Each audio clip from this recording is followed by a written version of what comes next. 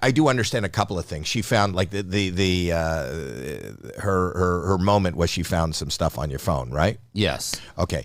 Before she found the stuff on your phone, she would have considered you guys still in a relationship, and maybe a relationship that could have been mended, right? Because she was going in a different direction than you.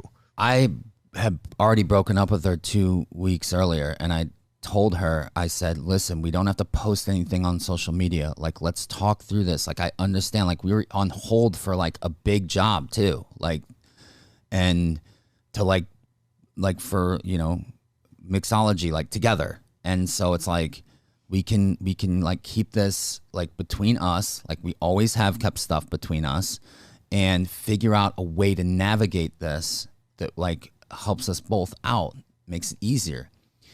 And so I was like, we'll talk, you know, obviously she was very upset. I mean, she freaking punched me and all this shit. And like, and then like, you know, but after she calmed down, we started talking. And then a couple days later, I sit down to talk with her again. And she's like, I'm like not letting you leave me.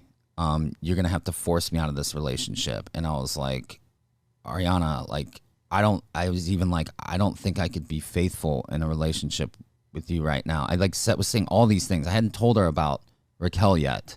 But I, you know, I did. I was like, she's like, if you break up with me, you will effectively be ending my life.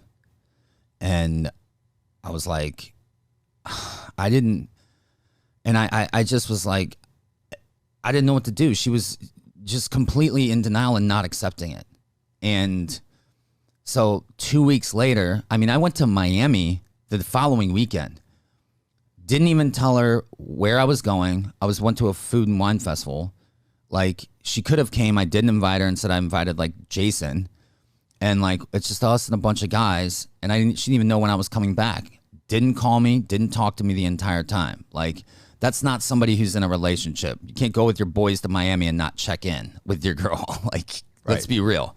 It's because we weren't in a relationship. So I did tell her I was landing, but then I didn't even come home until like, you know, 2 in the morning, like that night. Like, and she didn't say anything at all. And the night in question, I mean, she knew, like, we weren't kissing or nothing like that. Nothing was happening. Like, and we were at Tom Tom for this event, and we've never been PDA unless it's like for a photo or for press or whatever.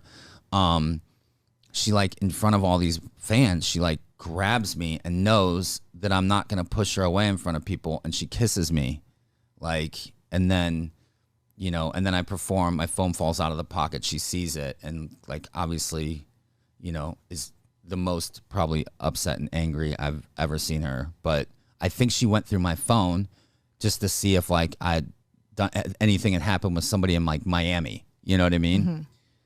But like, we were broken up. She knew we were broken up. Like, we didn't tell anybody, but she knew.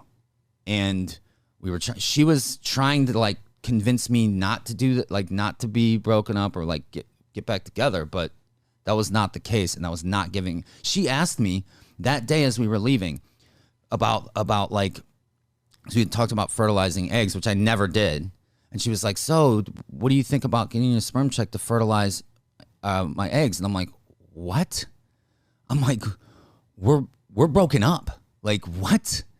I was like, we'll talk about this later. I got to go to my show, whatever. Like, it just was like fully in denial. And it scared me. Mm-hmm. It really scared me. That's why I didn't, like, you say, like, why didn't you just break up with her then? It's because of the threat of self-sabotaging. And you know how much that hurts me, because like, she's been on the show for 9 years, building all of this. We built all this together, and you're just gonna throw that away. Also, you haven't had to like deal with any real drama on the show for years. So now shit hits the fan like with you, and like then you quit the show. Like, I'm like, that's not fair. I even said that to her in therapy. I was like, that's not fair for you to quit the show. Tom and Katie went through a divorce. You know, like James and Raquel went through a breakup on the reunion. But like, we break up and you're just like, no, I quit. Like, I'm like, that's fucked up. That's not fair to everybody else. And that's one of the reasons why I brought up our issues on camera. I called our showrunner, Jeremiah, to hold myself accountable, because I was like, dude, this is not fair. I see all these people going through things. All these people are putting themselves out there, and we're not. We're not. And it's not fair.